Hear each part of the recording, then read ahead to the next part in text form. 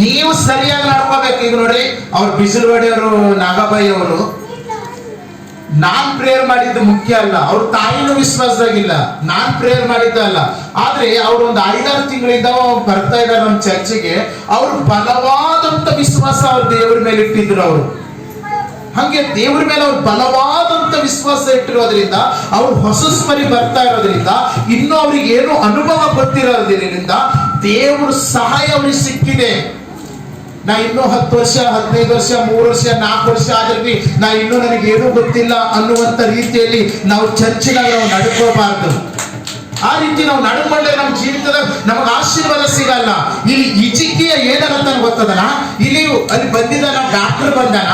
Doctor ಬಂದು ಹೇಳತ್ತಾನ, ಏನಂತ ಹೇಳ್ತಾನ ಗೊತ್ತದ, ಅಪ್ಪ ನೀವ್ ಉಳಿಯಲ್ಲ, ನೀ ಸತ್ತೋಗ್ಬಿಡ್ತಿ, ನೀವ್ ಹೋಗಂತ ಹೇಳತ್ತಾನ. ಅವಾಗ ಇವ ಇಜಿಕೆ ಯಾರಿಗೆ ನಂಬಿದ್ರು, ಎಷ್ಟನ್ನು ನಂಬಿರೋ ಇವ ಏನ್ ಮಾಡ್ಯಾನ ಗೊತ್ತದನ,